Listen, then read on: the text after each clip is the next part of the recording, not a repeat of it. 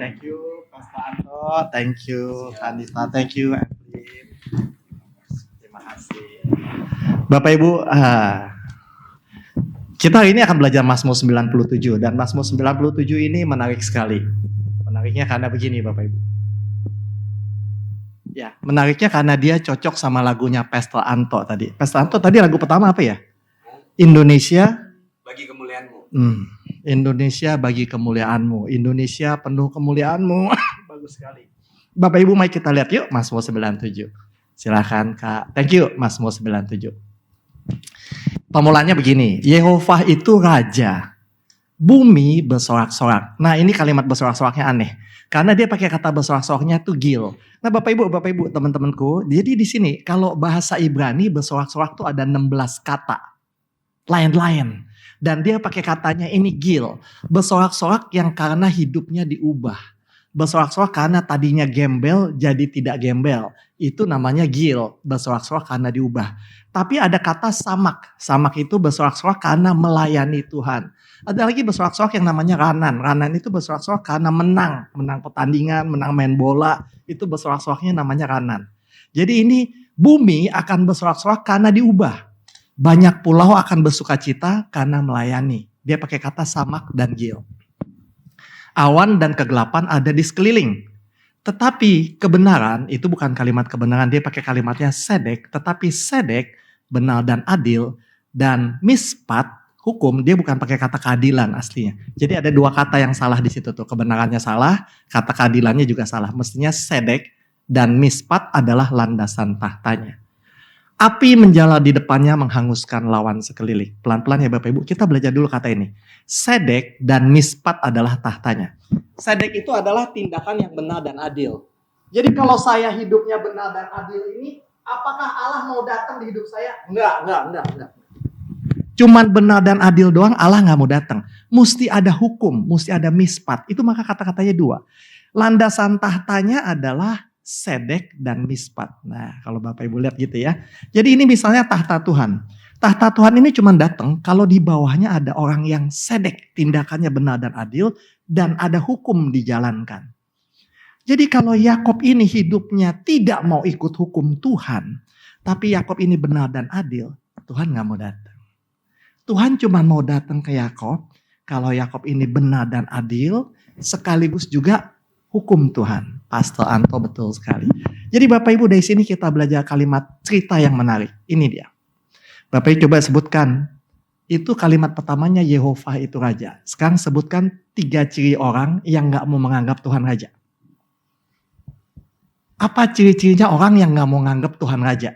Nah Pastor Anto, apa ciri-cirinya orang yang gak peduli Tuhan itu raja? Ciri khasnya apa? Ini ada Kak Odil nih. Kakak pintar gua. Kak Odil, ayo. Apa cirinya orang yang gak menganggap Tuhan itu raja? Sombong, betul. Terus apa lagi Kak?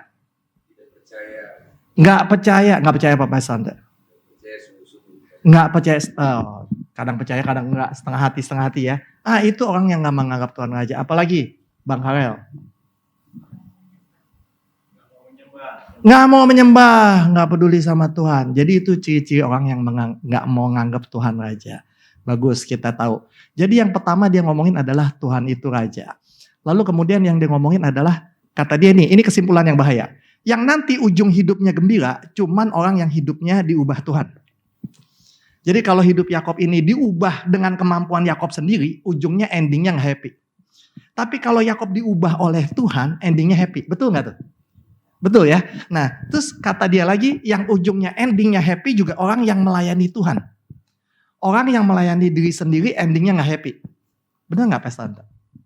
Hebat ya? Ini Mazmur 97 ini hebat sekali. Jadi dia kasih tahu kita banyak sekali fakta-fakta baru. Lalu dia bilang lagi di sini, Tuhan pasti hadir kalau orang itu sedek, kalau orang itu mispat. Ngomong-ngomong Pastor Anto, kalau orang teman-teman kita yang Muslim bilang sedek itu sidik. Teman-teman Muslim bilang sedek itu kata, mereka suka pakai kata sedekah gitu ya. Sedekah itu asal katanya sedek. Jadi kalau kita dengar, sedekah dong, orang teman-teman Muslim ngomong gitu, itu dia ngomong sebenarnya bahasanya sedek. Terus dia bilang, nama dia sidik, itu maksudnya sedek, benar dan adil gitu ya. Jadi di bahasa Indonesia kita kenal kata sedek. Terus yang bawah, yang tidak sedek dan yang tidak mispat pasti jadi lawannya Tuhan, pasti angus. Nah, Bapak Ibu, 4 kesimpulan yang kuning-kuning ini kita dapat dari kata-kata di atas. Yang bahaya gini, saya tanya sama Tuhan, Tuhan ini sebenarnya mau ngomong apa sih? Ini kan penjelasan doang, Tuhan mau ngomong apa? Nah, ternyata Tuhan mau ngomong ini. Itu dia. STT itu artinya saya tanya Tuhan ya, karena saya nih kalau bikin khotbah bego gitu ya. Jadi saya suka nanya, karena saya nggak ngerti sebenarnya ini mau kemana. Terus Tuhan bilang, Yakob sambungin sama ayat ini. 10 orang kusta itu berseru kepadanya, Yesus, bos, kasihanilah kami. Jadi kata Tuhan begini, orang kusta tuh minta tolong. Nah, kata Tuhan, kalau kita lagi alami kegelapan dalam hidup, punya kusta yang gak bisa sembuh misalnya. Lalu kalau kita minta tolong ke Tuhan, artinya kita tuh udah anggap dia raja. 1. Kedua, kita berarti minta diubah oleh Tuhan. Pasti endingnya happy. 2. 3, Tuhan pasti hadir. Karena saya waktu minta tolong dianggap sudah sedek dan sudah memenuhi hukum. Lucu tuh. Lalu yang keempat, saya gak akan pernah jadi lawan Tuhan. Jadi Bapak Ibu, kata Tuhan gini, Yakob, kalau lu lagi susah, punya masalah, misalnya utang lu banyak, terus lu ditagih-tagih tuh sama debt collector. Lalu lu minta tolongnya sama Tuhan, waktu lu minta tolong sama Tuhan ada 4 hal yang lu penuhi dalam hidup. Pertama, lu menganggap dia betul raja lu. Tapi kalau lu minta tolongnya sama Kak Odil, itu bahaya Yakob. Karena berarti lu gak menganggap dia raja lu. Minta tolongnya soalnya sama manusia. Nah itu gawat. Jadi yang pertama kata Mazmur 97, kalau lu minta tolongnya ke Tuhan, lu menganggap dia raja. Lalu kalau lu minta tolongnya ke Tuhan, berarti lu minta hidup lu diubah oleh Tuhan. Lu gak mau hidup lu diubah oleh bantuan Kak Odil. Itu yang kedua. Lalu yang ketiga, Tuhan pasti langsung hadir di hidup lu Yakob, karena begitu lu minta tolong, itu lu sudah sedek dan sudah mispat. Lu memenuhi keduanya sekaligus. Lalu yang keempat, Tuhan bilang di Mazmur 97, seumur hidup lu tidak akan jadi lawannya Tuhan. Karena lu minta tolongnya ke dia.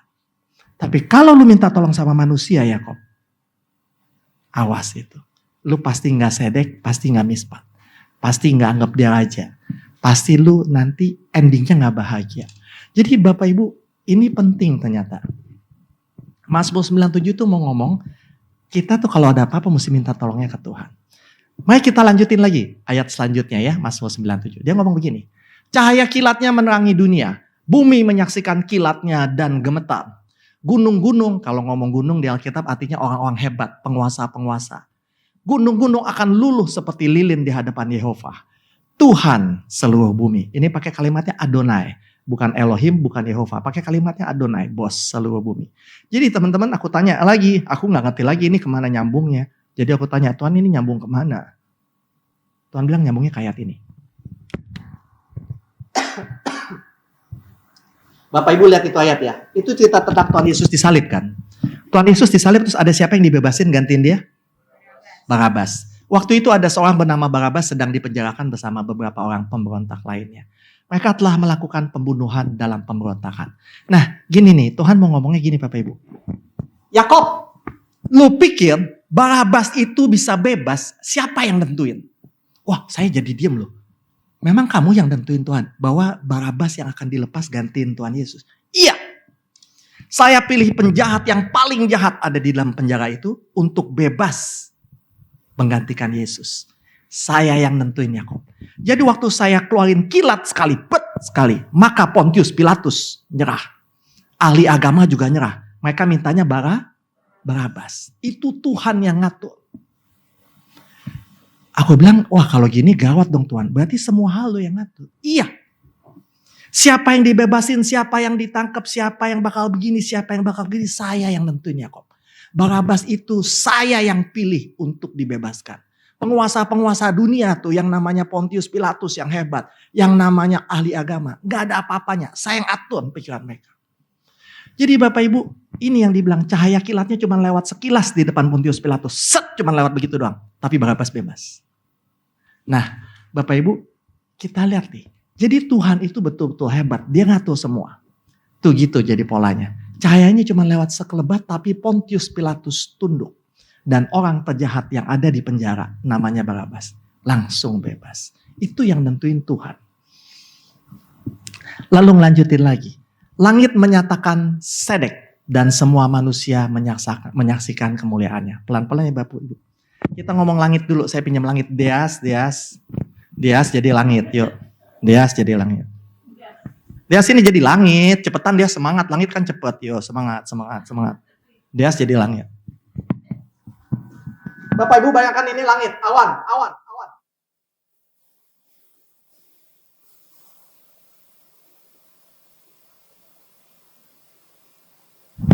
Awan gak pernah ngelawan. Awan pasti nurut, betul ya? Nah, begitu awan nurut, itu dia udah sedek. Udah benar-benar adil. Hasilnya apa?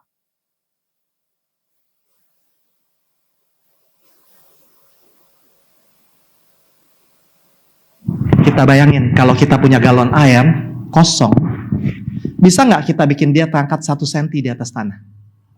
Bisa nggak, Kak? Nggak bisa. Apalagi galonnya isi. Lebih nggak bisa lagi ya. Tapi Tuhan mampu ngangkat ribuan galon air ke atas dan nggak jatuh. Betul ya? Bentuknya hujan.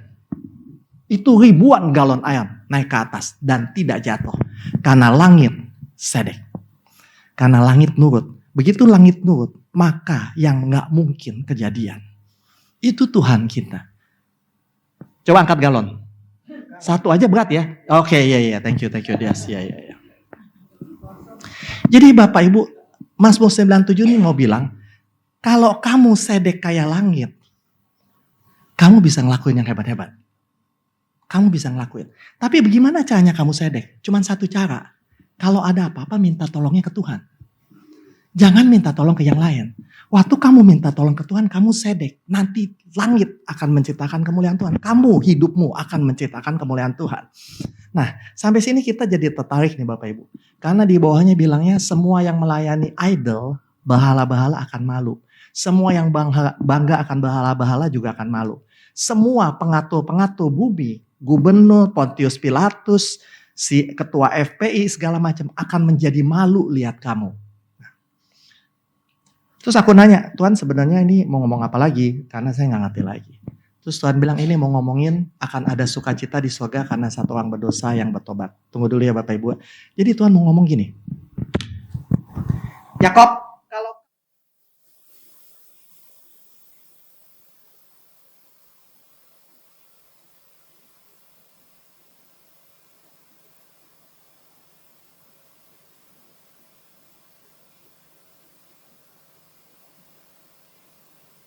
itu tuh Bapak Ibu. Jadi begitu kita minta tolong ke Tuhan, yang akan muncul adalah kemuliaan Tuhan. Maka begitu semua orang lihat kemuliaan Tuhan, orang langsung, aduh, hancur dah gua. Masa orang itu bisa kayak begitu? Kemuliaan Tuhan yang muncul. Jadi kalau kita minta tolongnya ke pinjol, yang muncul kemuliaan siapa? Kemuliaan pinjol. Ini gawat nih. Jadi cerita ini ternyata serius. Kalau kita minta tolong ke manusia, misalnya Yakob minta tolong ke Kak Odil, yang muncul kemuliaannya Kak Odil. Tapi kalau minta tolong ke Tuhan, maka Tuhan akan munculin kemuliaan dia. Nah, tadi kita nyanyi lagu, Indonesia penuh kemuliaanmu. Sekarang kita tahu caranya gimana. Kita orang Indonesia. Dan kita akan selalu minta tolong ke Tuhan. Jadi di Indonesia yang tampak itu di mana-mana kemuliaan Tuhan. Dan kemuliaan Tuhan pasti paling hebat di Mount Hermon. Karena di Mount Hermon semua orang minta tolong ke Tuhan.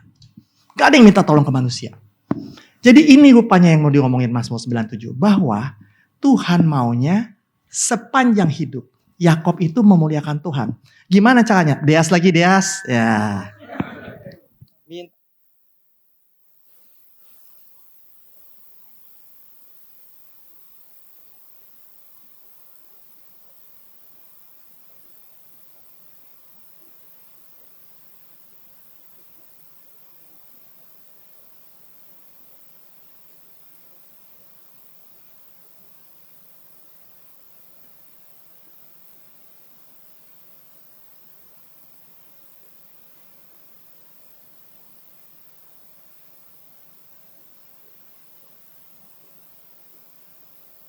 akan kasih kamu masalah lagi. Saya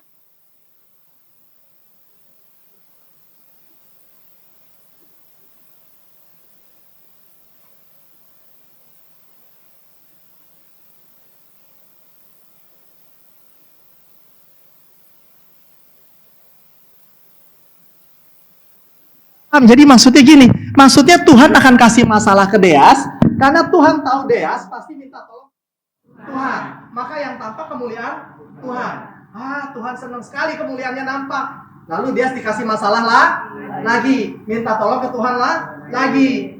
Kemuliaan Tuhan lagi muncul. Jadi Deas akan dipenuhi masalah. Ternyata kenapa hidup kita penuh masalah? Rupanya itu maksudnya. Supaya kita menampilkan kemuliaan Tuhan. Tapi kita salah paham. Kita dipenuhi masalah dan kita minta tolongnya ke Kak Odil. Ini jadi kacau ceritanya. Paham maksudnya ya? Ini jadi salah ceritanya. Tapi kalau kita menampilkan terus kemuliaan Tuhan, itu di depan Tuhan kita sedek terus.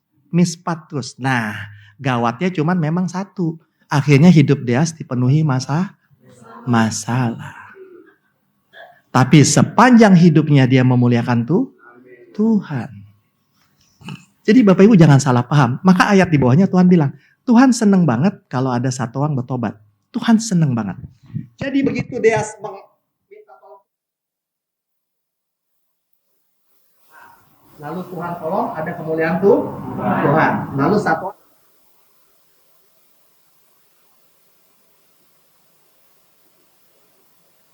kemuliaan Tuhan. Lalu satu orang lagi berobat. Jadi Deas ini menghasilkan banyak orang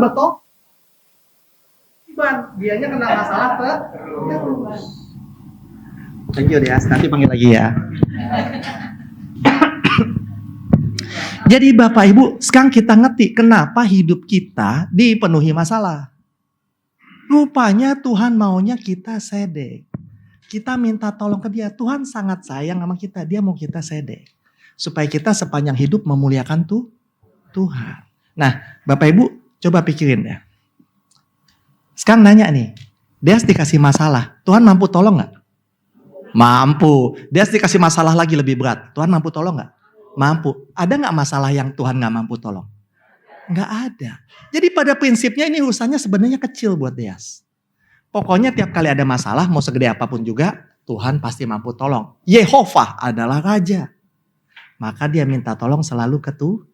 Dia tahu, Deas tahu Tuhan pasti mampu tolong. Nanti kalau Tuhan tolong, kemuliaan untuk Tuhan. Ada orang bertobat. Nanti dikasih masalah lagi. Tuhan tetap mampu nolong. Jadi teman-teman itu mesti jadi pola pikir kita. Tiap kali ada masalah, langsung ke Tuhan.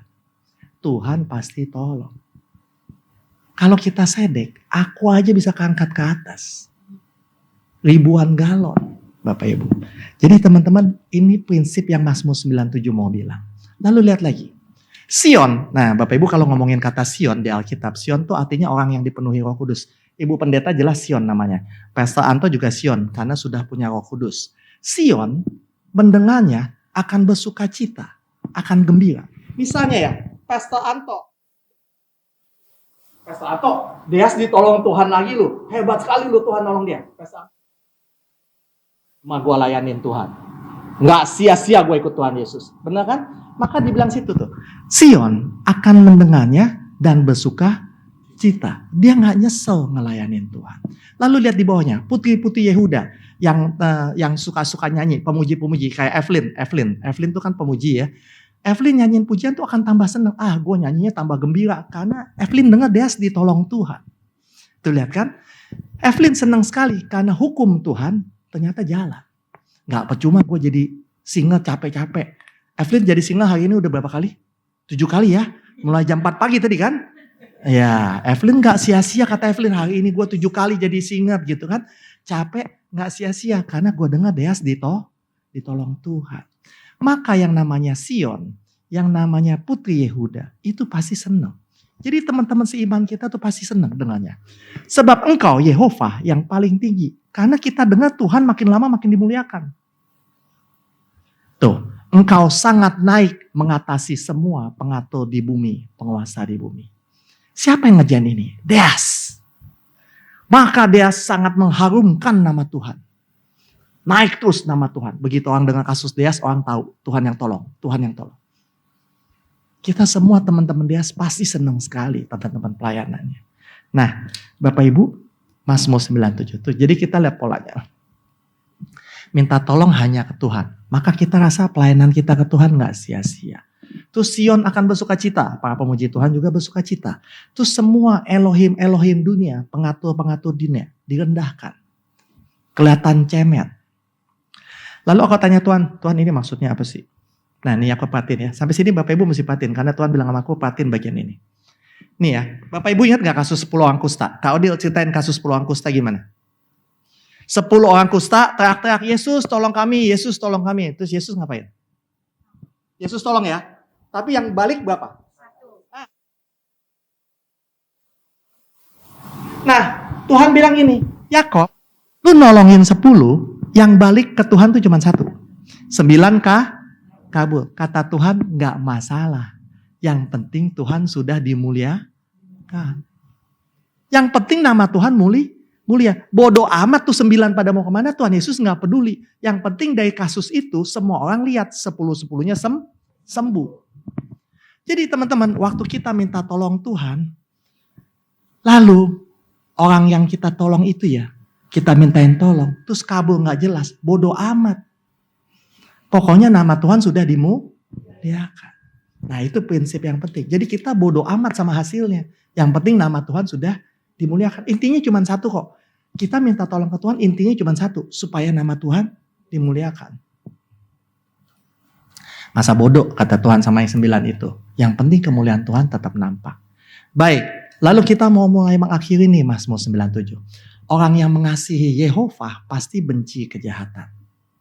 Lalu Yehova akan memelihara jiwa orang-orang kudusnya. Itu bukan orang kudusnya ya, kalimat itu salah. Yehova akan memelihara jiwa orang-orang yang dikasihinya. Itu bukan di orang kudusnya, orang yang dikasihinya. Dia akan lepaskan mereka dari tangan si fasik. Teman-teman pelan-pelan ya. Tanya dulu, kejahatan itu apa Pastor Anton? Kejahatan itu sesuatu tindakan yang melanggar hukum. Kalau kejahatan di Alkitab? Melanggar hukum.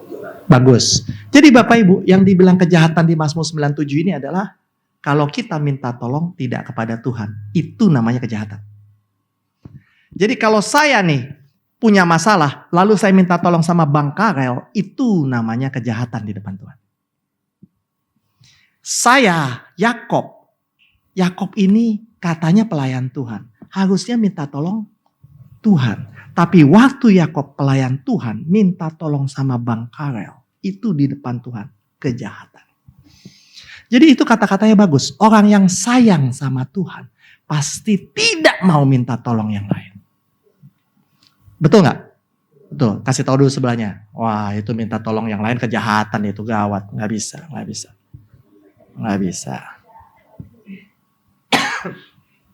Jadi Bapak Ibu, hari ini kita tahu ini ternyata keras ceritanya. Jadi kalau kita minta tolong ke non-Tuhan, itu namanya kejahatan. Dan gak mungkin terjadi di sini. Karena kita semua sayang Tuhan. Pasti kita cuma minta tolong ke Tuhan. Nah itu dia. Terus Tuhan janji apa? Kalau lu Yakob tidak pernah minta tolong sama yang lain, tapi minta tolongnya cuma ke gua akan pelihara lu. Lu akan jadi orang yang gua sayang juga. Lalu lu akan gue lepasin dari si fasik. Bapak Ibu nih kalimat penting. Deas.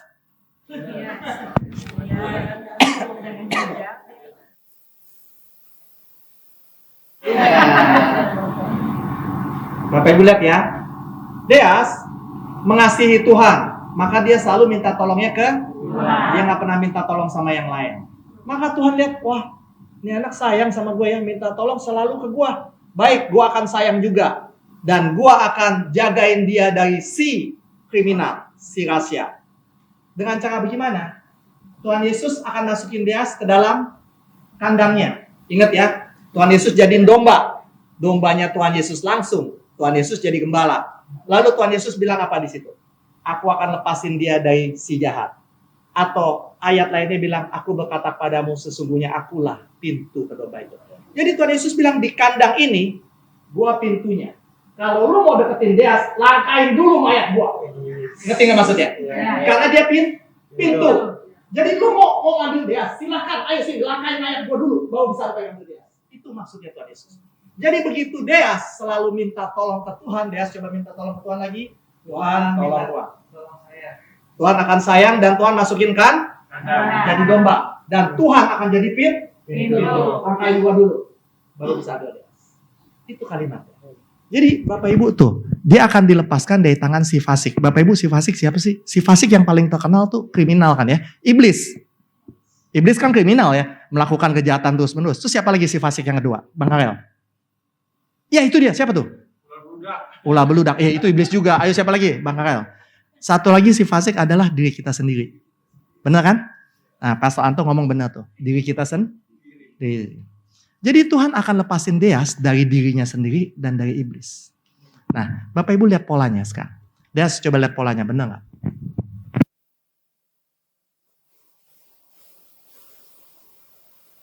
Maka Tuhan akan masukin dia ke dalam kandang. Dia pasti dipelihara, dia pasti aman. Terus kalau ada yang datang mau ngambil dia, Tuhan Yesus bilang apa? Langkain mayat gua dulu. Jadi dia pasti lepas dari kriminal. Dari iblis. Sekarang duduk sini aja deh. Ya, jadi gue gampang manggilnya ya, gampang manggil. Jadi jangan jauh-jauh. Iya. Gampang. Kursi Pak Gembala nggak boleh. Di sini. Nah, enggak di sini berdiri aja. Iya, jangan. Terus kalimat yang terakhir, terang sudah terbit bagi orang yang sedek. Ingat loh, kita dianggap sedek tadi. Maka terang pasti terbit bagi kita. Terus sukacita akan muncul bagi orang yang tulus hati. Nah, ini lucu nih. Bagi orang yang minta tolong ke Tuhan, itu dianggap sedek. Lalu dianggap biasa, dianggap nggak munafik. Gini ya Bapak Ibu ya, ini orang Kristen suka katanya begini nih.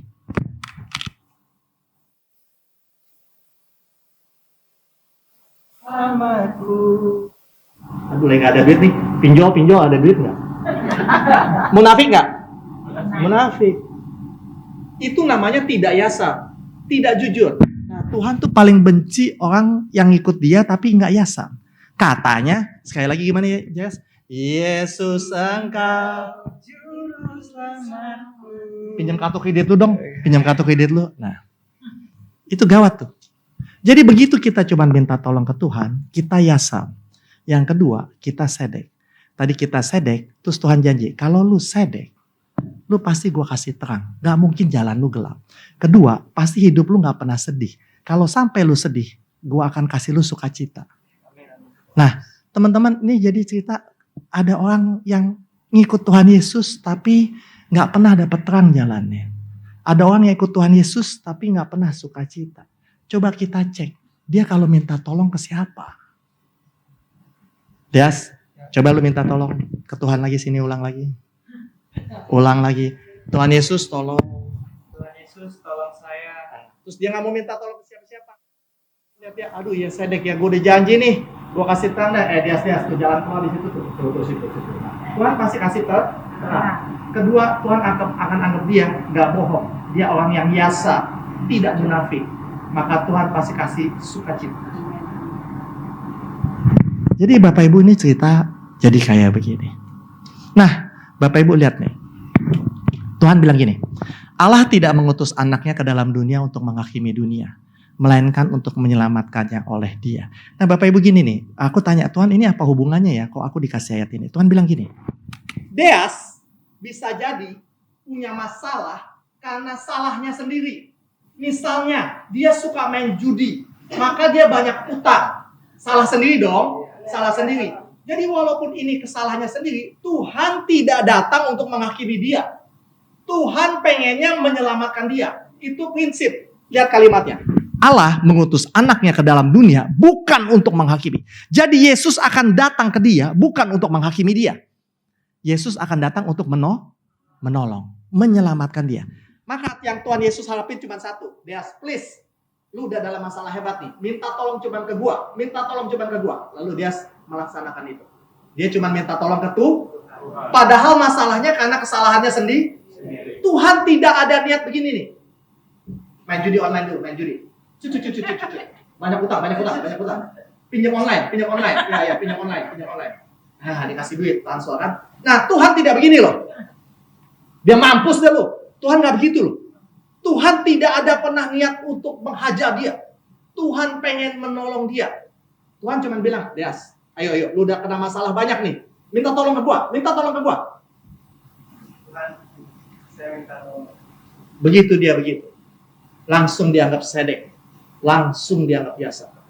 Langsung ditolong. Padahal dia dosa. Salah dia sendiri. Tuhan bilang begitu. Tuhan tuh janji gitu. Gak pernah aku datang ke dunia ini untuk menghakimi. Aku datang tuh untuk menyelamatkan. Yang gua mau cuma satu. Dia selamat. Terus kalau dia selamat bisa nunjukin kemuliaan gua, maka istrinya akan juga bertobat. Maka anaknya juga akan bertobat. Karena mereka melihat kemuliaan Tuhan. Tapi kalau Tuhan hukum, lihat nih ya, kalau Tuhan hukum misalnya. Kebalikannya. Emang dasar sih lu. Banyak dosa. Nah, Tuhan hukum kan? Tuhan hukum begitu. Lihatnya apa? Ini Tuhan Yesus kejam amat ya. Iya.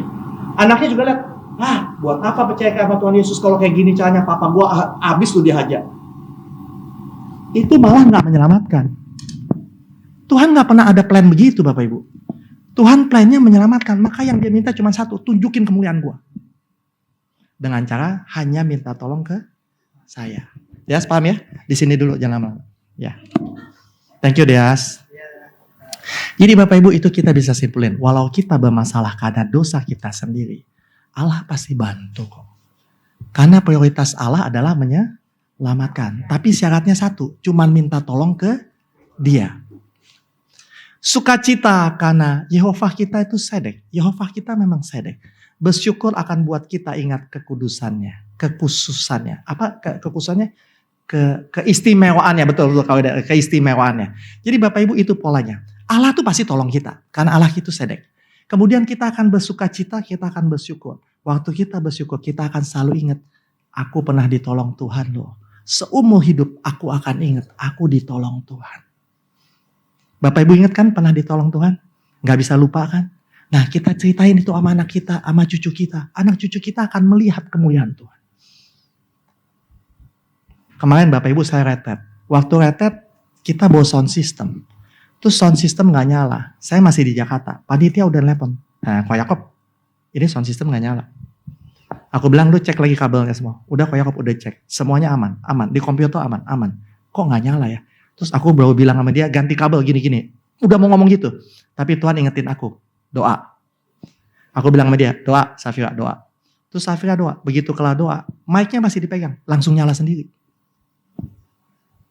Jadi kalau ada masalah, jangan cari solusi sendiri. Minta tolong ke dia. Pasti dia mampu beresin. Jangan pikir dia gak pernah mampu. Terus jangan pikir juga dia maunya menghakimi kita. Enggak. Dia maunya nolong. Supaya kita memuliakan dia. Itu udah prinsip. Jangan bilang Tuhan gak mau tolong saya. Sebab ini dosa saya sendiri. Gak ada kayak gitu. Tuhan gak mau menghakimi kita. Asal kita udah ngaku dosa, udah. Terus dia mau tolong kita.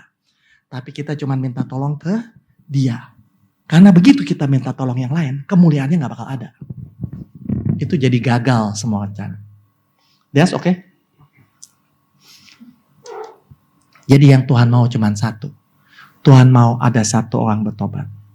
Siapa yang bertobat duluan? Dia tentunya. Lalu Tuhan pengen anaknya bertobat. Tuhan pengen istrinya bertobat. Tuhan pengen temannya bertobat. Itu cuma terjadi kalau Deas minta tolong hanya ke Tuhan. Itu yang Tuhan mau. Jadi Bapak Ibu, kita ngerti Mazmur 97 sekarang. Mazmur 97 bilang sama kita, yuk kalau ada apa-apa, minta tolong cuman ke Tuhan. Kita tahu polanya. Sekali lagi, minta tolong ke Tuhan akan bikin kita jadi sedek. Lalu sedek kita, Tuhan pasti tolong. Yang akan tampak apa? Kemuliaannya. Begitu orang lihat kemuliaannya, orang lain bertobat. Itu doang polanya. Tapi kalau kita minta tolong yang lain, pola itu tidak ada di hidup kita. Maka yang tadi Pastor Anto bilang, Indonesia tidak akan dipenuhi kemuliaan Tuhan. Jadi Bapak Ibu udah tahu kesimpulannya ya, jelasin dulu sama sebelahnya yuk biar tambah lengket, jelasin. 10 detik aja jelasin. Dia jelasin sama Pastor Anto jelasin. Pastor Anto kan ngecek lu tuh, ayo. Pak Suwanto lu jelasin gini, Pak Suwanto maksudnya gini.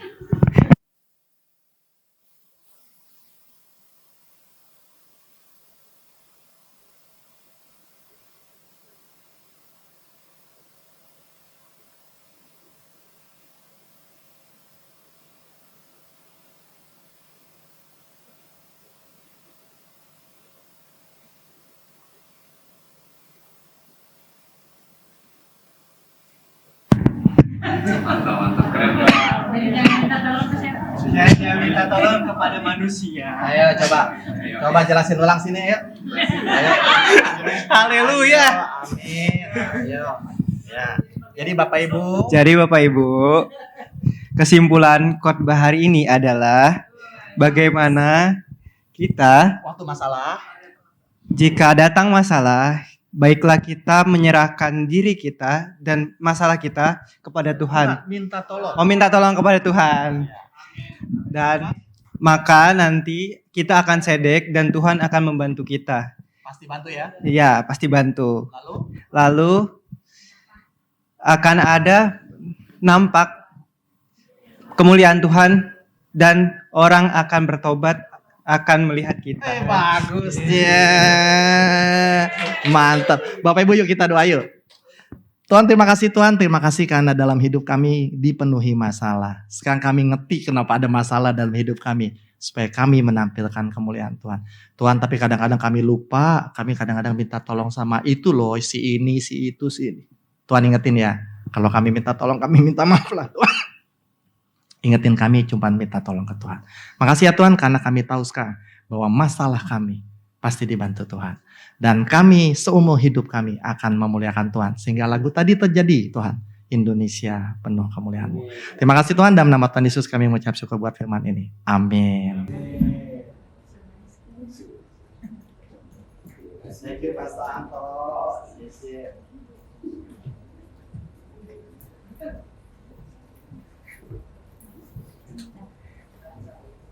Haleluya, puji nama Tuhan, kita diberkati Tuhan, amin.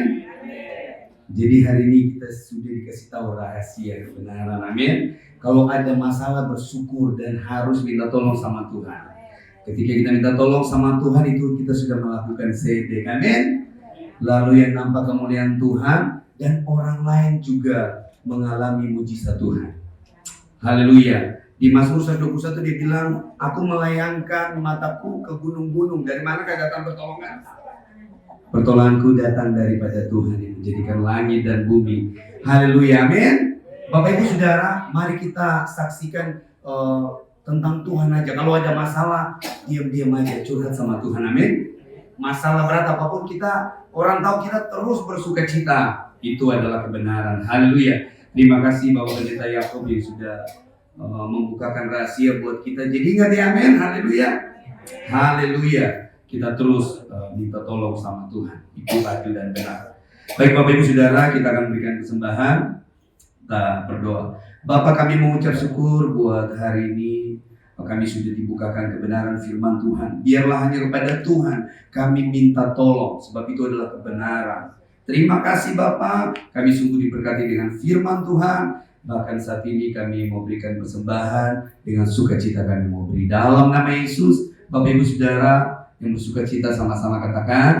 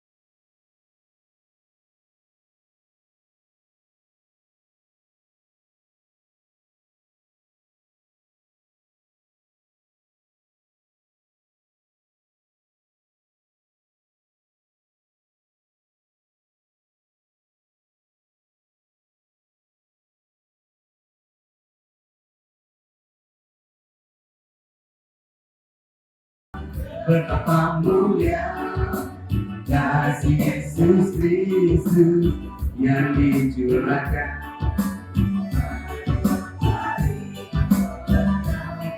Itu yang melampaui segala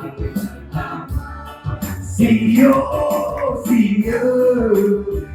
kembali oleh semua disayang Tuhan Yesus. Sio, kembali oleh semua dicinta Tuhan. Bapak Ibu Saudara bisa saling tunjuk, katakan Sio manise. Amin. Katakan ditolong Tuhan. Katakan ditolong. Oh Sio manise.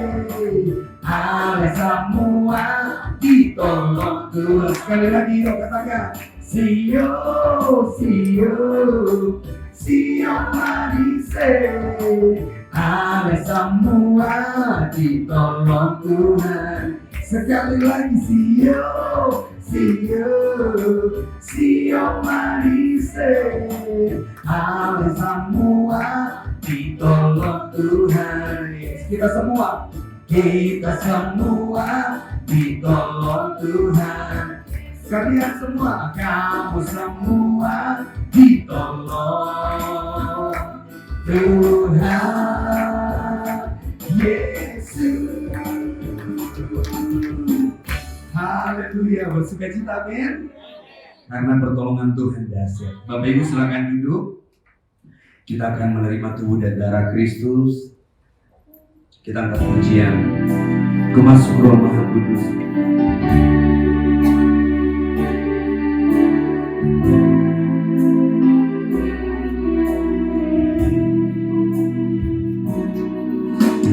Masuk Ruang Maha Kudus dengan darah anak domba. Ku masuk dengan hati tulus menyembah yang maha kuasa. Ku masuk ruang Maha Kudus dengan darah anak domba. Ku masuk dengan hati tulus menyembah yang maha kuasa. Katakan ku menyembahmu. Ku menyembahmu,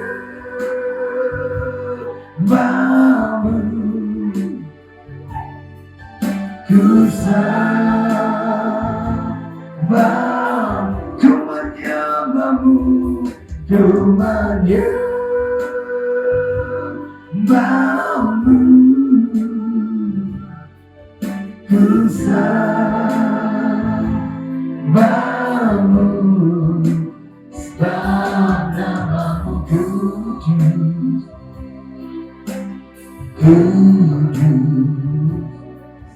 Tuhan, sebab namamu kudus, sebab namamu kudus,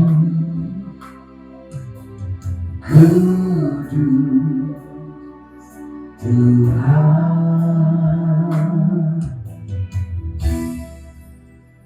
Ya, saya akan bacakan dulu ucapan Tuhan Yesus tentang perjamuan kudus di dalam Yohanes 6 ayat 53 sampai dengan 55. Demikian. Sesungguhnya jikalau kamu tidak makan daging anak manusia dan minum darahnya, kamu tidak mempunyai hidup di dalam dirimu. Barang siapa makan daging Yesus dan minum darah Yesus, ia mempunyai hidup yang kekal, dan Yesus akan bangkitkan dia pada akhir zaman. Sebab daging Yesus adalah benar-benar makanan, dan darah Yesus adalah benar-benar minuman. Amin. Ibu, benar-benar ya. Kenapa? Kalau lambang nggak ada puasa. Karena itulah kita hari ini percaya kita makan tubuh Yesus, kita minum darah Yesus, maka akan berdampak bagi hidup kita. Saya undang kita bangkit berdiri. Kita angkat pertama kali tubuh Yesus saja di atas kepala kita. Mari ikuti ucapan saya dalam nama Tuhan Yesus. Inilah roti yang turun dari surga. Inilah tubuh Yesus Kristus yang tergantung di atas kayu salib. Pertama, yang memberikan kami hidup kekal di dalam kerajaan surga. Yang kedua, untuk menyempurnakan agar tubuh kami sehat sentosa, menyempurnakan jiwa dan roh kami agar dibangkitkan pada akhir zaman. Tubuh Kristus yang ditikam, ditombak di atas kayu salib dalam nama Tuhan Yesus. Kami bersama keluarga dan anak-anak tidak terbaring di rumah sakit, tidak terbaring di ruang operasi, tidak terbaring di ruang ICU. Dalam nama Tuhan Yesus kami bebas dari segala virus, kami tolak kanker dan tumor, kami tolak diabetes segala dampaknya, kami tolak stroke dan lumpuh. Silakan doa untuk penyakit Bapak Ibu yang belum disebutkan. Saya kasih beberapa waktu. Mari kembali ikuti ucapan saya dalam nama Tuhan Yesus. Segala kutuk penyakit, kutuk keturunan sudah diangkat Tuhan Yesus di atas kayu salib. Dalam nama Tuhan Yesus, inilah tubuh Yesus Kristus. Silakan dimakan Bapak Ibu.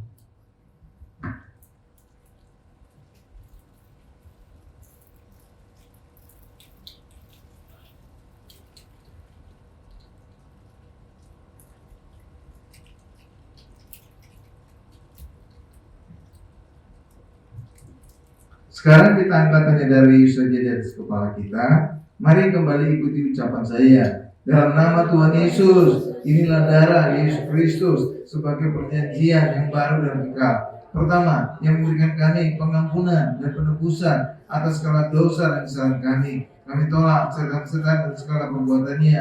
Kami tolak perzinahan, kami tolak penipuan. Kami semua mau bertobat. Yang kedua, untuk menguduskan agar kami bersama keluarga berkumpul di bumi dan di sorga. Doa kami punya rumah di bumi dan di sorga, dan duduk di kanan tata Allah bersama Tuhan Yesus di sorga. Yang ketiga, kami meraih firman Allah dengan darahnya, dengan bila-bilurnya kami disembuhkan. Oleh kuasa darah Yesus, segala penyakit dan penderitaanku disembuhkan dan dibalut oleh darah Yesus Kristus. Dalam nama Tuhan Yesus, inilah darah Yesus Kristus. Silakan diminum Bapak Ibu. Pada akhir ibadah saya akan doakan Bapak Ibu juga dengan menyalakan. Darahmu Yesus sucikan daku. Darahmu Yesus bebaskanku. Darahmu Yesus subahkan daku. Ku dijadikan darahmu Yesus. Darahmu Yesus sucikan daku. Darahmu Yesus bebaskanku. Darahmu Yesus ubahkan daku. Ku dijadikan, lalu kami dijadikan, ku dijadikan baru. Bapak, kami mengucap syukur, kami sudah menerima tubuh dan darah Kristus. Kau sudah menguatkan kami terima kesembuhan, tubuh kami sehat, kami dimurnikan, kami disucikan, bahkan kami mengalami pertolongan daripada Tuhan. Terima kasih Bapak, kami diberkati Tuhan, kami mengucap syukur, segala pujian hormat hanya untuk kemuliaan nama Tuhan. Bapak Ibu Saudara diberkati Tuhan, sama-sama kita katakan amin. Silakan duduk, kita akan menyaksikan pengumuman untuk kegiatan kita sebentar. Shalom jemaat yang dikasihi Tuhan. Berikut ini pengumuman sepekan dari Mount Hermon Church, Ratu Plaza Lantai 1, Jalan Sudirman, Jakarta. Terima kasih kepada Bapak Pendeta Yakob Susilo atas pelayanannya hari ini. Tuhan Yesus memberkati. Kami mengundang Bapak Ibu dan Saudara semua kembali hadir dalam ibadah tengah minggu dengan jadwal sebagai berikut. Hari Kamis tanggal 21 Agustus 2025 jam 12 sampai jam 1 siang. Ibadah karyawan dan profesional yang akan dilayani oleh Pendeta Julius Anthony. Hari Jumat tanggal 22 Agustus 2025 jam 18, ibadah Praise and Worship yang akan dilayani oleh Pastor Tommy Sangar dan Ibu Elsa Budiman. Ibadah hari Minggu tanggal 24 Agustus 2025. Ibadah pertama jam 10.30 akan dilayani oleh Bapak Gembala Sidang, Pendeta Dr. Insinyur Hari Sarat. Ibadah kedua jam 13.30 merupakan Bible Movie dengan judul Hari Sabat. Khotbah singkat dan kuis akan dilayani oleh Bapak Gembala Sidang, Pendeta Dr. Insinyur Hari Sarat.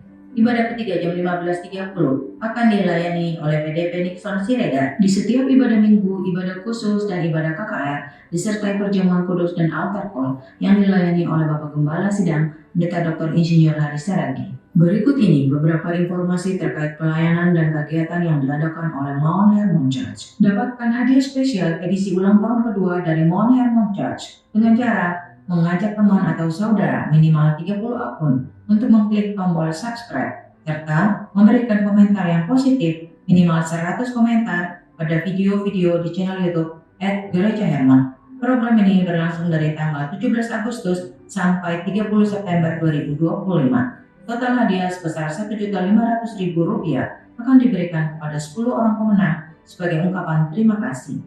Dukungan dari Bapak Ibu semua merupakan bagian dari pekerjaan Tuhan yang sedang kita bangun bersama. Terima kasih. Mari bergabung bersama kami Mount Hermon Church dalam program baru Mujizat Zaman Now yang akan dilayani oleh Bapak Gembala Sidang, Pendeta Dr. Insinyur Hari Saragi melalui channel YouTube @Gereja Hermon dengan tayangan perdana hari Selasa tanggal 7 Oktober 2025 jam 19 sampai 19.30 waktu Indonesia Barat. Program ini merupakan tayangan live di YouTube dan kami mengundang Anda semua untuk bergabung bersama kami. Jadwal Bible Movie selanjutnya di hari Minggu tanggal 24 Agustus 2025 dalam ibadah hari Minggu sesi kedua jam 13.30 dengan judul film Hari Sabat. Informasi dan pendaftaran Bapak Ibu dapat menghubungi Bapak Thomas William di nomor 087888583292. Bagi Anda yang membutuhkan pelayanan dari Mount Hermon Church, Anda dapat menghubungi nomor 081110011285 atau silakan scan QR Code berikut ini untuk memperoleh informasi lengkap. Mari tetap terhubung dengan kami melalui sosial media dari Mount Hermon Church. Demikian pengumuman sepekan. Tuhan Yesus memberkati. Haleluya, puji Tuhan. Bapak Ibu Saudara, semuanya kita bangkit berdiri. Kita mengakhiri ibadah kita, kita angkat pujian terus saja.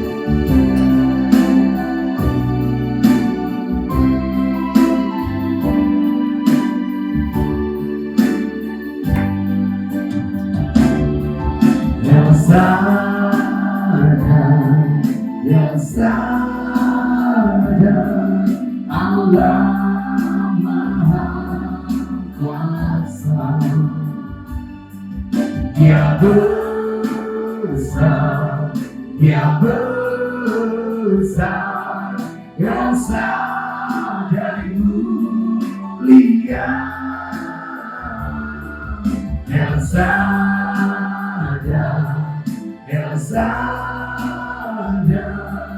Allah Maha Kuasa, berkatnya melimpah, Elsa berkatnya melimpah, Elsa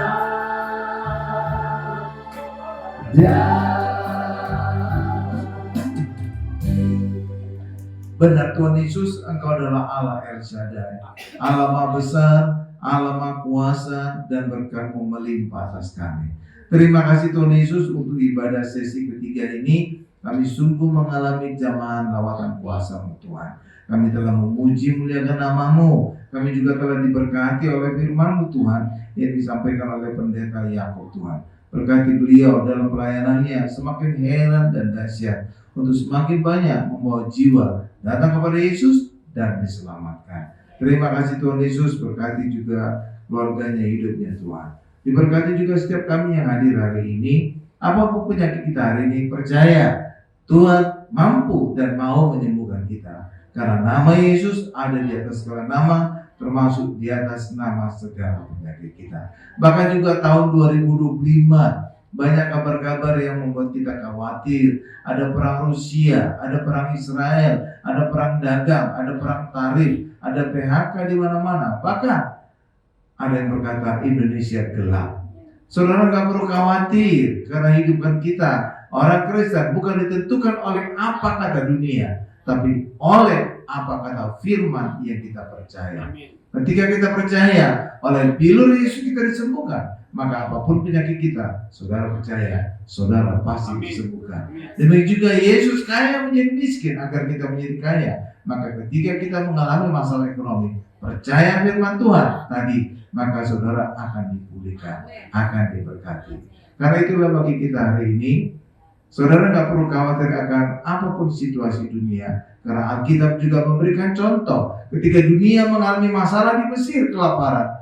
Di situ anak Tuhan dibangkitkan, Yusuf bangkit. Demikian juga ketika ada masalah di Babel, Tuhan juga membangkitkan anak-anaknya, Daniel dan kawan-kawan. Ketika terjadi masalah, Ratu Wasti, dimunculkan Tuhan Esther sebagai ratu. Karena itulah bagi kita hari ini, dunia mengalami kegelapan, tapi percaya firman Tuhan di dalam Yesaya, terang kemuliaan Tuhan turun atas kita. Dan ini kan memberikan jaminan kita selalu keluar sebagai pemenang, bahkan lebih dari pemenang. Terima kasih Tuhan Yesus, terima kasih.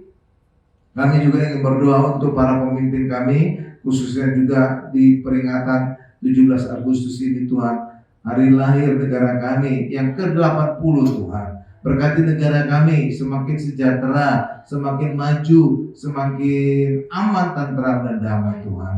Di ulang tahun yang ke-80 sudah cukup umurnya Tuhan, tapi kami percaya negara kami semakin sehat, semakin maju, semakin menjadi berkat bagi penduduknya, bagi rakyat Indonesia. Terima kasih Tuhan Yesus, terima kasih. Berkati juga Presiden dan Wakil Presiden kami, Jenderal Prabowo Subianto dan juga Gibran Rakabuming Raka. Terus tambah-tambahkan kesehatan, tambah-tambahkan hikmat, sehingga kedua beliau ini bisa memimpin Indonesia masuk menjadi negara maju yang sejahtera dan berkeadilan sosial. Berkati juga Ratu Plaza Tuhan yang telah mengizinkan Mount Hermon Church hadir di tempat ini. Ketika gereja hadir, Tuhan Yesus hadir, dan Tuhan Yesus adalah kebangkitan dan hidup. Itulah sebabnya Ratu Plaza yang telah bertahun-tahun mati dan tidur, sekarang mulai bangkit dan hidup. Dan sekarang juga telah menjadi perhatian Pemda, pemerintah daerah dan pemerintah pusat. Terbukti Wakil Gubernur Rano Karno telah hadir di Ratu Plaza untuk meresmikan acara. 3 menteri dan juga staf khusus presiden telah hadir di Ratu Plaza untuk meresmikan acara. Artinya Ratu Plaza telah menjadi perhatian pemerintah pusat dan pemerintah daerah. Terima kasih Tuhan Yesus. Bahkan kami juga berdoa, kami juga telah mendapatkan tempat di Landmark juga Tuhan. Ketika Landmark juga nanti telah ada gereja, maka Tuhan Yesus hadir. Tuhan Yesus akan kebangkitan dan hidup, maka Landmark juga akan dibuat bangkit dan hidup seperti Ratu Plaza. Terima kasih Tuhan Yesus, terima kasih. Dan kami akan mengakhiri doa sahabat ini dengan doa Bapa kami. Saya anjurkan kita untuk selalu mengutip firman Tuhan ketika berdoa. Kenapa? Karena firman Tuhan itu iya dan amin, tidak pernah gagal. Maka ketika kita mengutip ayat Alkitab, firman Tuhan dalam doa kita juga tidak pernah gagal. Dan hari ini kita akan mengutip doa Bapa kami yang diajar oleh Tuhan Yesus. Mari sama-sama. Bapa kami yang di surga, dikuduskanlah namamu, datanglah kerajaanmu, jadilah kehendakmu di bumi seperti di surga. Berikanlah kami pada hari ini makanan kami yang secukupnya, dan ampunilah kami akan kesalahan kami, seperti kami juga mengampuni orang yang bersalah kepada kami. Dan janganlah membawa kami ke dalam pencobaan, tapi lepaskanlah kami daripada yang jahat. Karena Engkaulah yang punya kerajaan dan kuasa dan kemuliaan sampai selama-lamanya. Amin. Mari angkat kedua tangan kita, siapkan hati kita untuk menerima berkat-berkat dari Bapa yang Maha Kuasa. Berkat dari Allah Bapa yang Maha Kuasa, kasih karunia dari Tuhan Yesus, serta penyertaan Roh Kudus menyertai kita mulai hari ini sampai selama-lamanya. Haleluya. Sama-sama kita berkata, amin. Tinggikan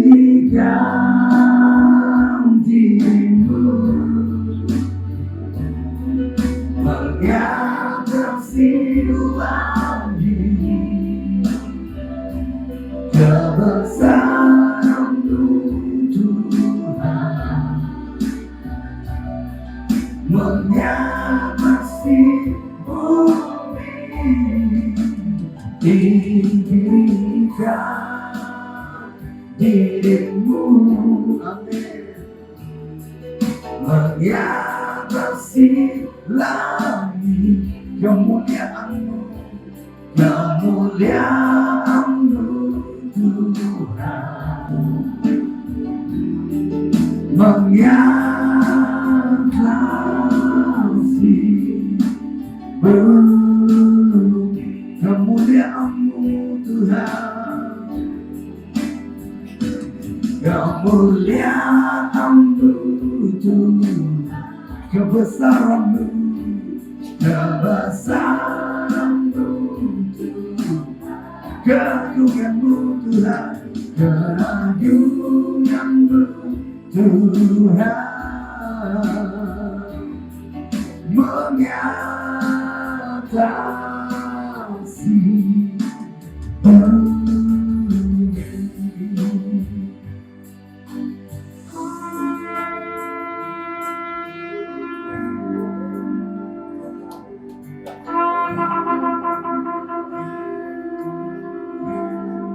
Haleluya, puji nama Tuhan. Ibadah kita sudah selesai dan Tuhan berkati. Sampai ketemu lagi di kegiatan ibadah-ibadah mendatang. God bless you semuanya. 3. Selamat hari Minggu. Selamat beribadah. Dirgahayu Republik Indonesia ke 80 merdeka. Tahan. Oke. Ayo ganti posisi. Tinggikan diri-Mu, mengatasi lagi kebesaran-Mu Tuhan, mengatasi bumi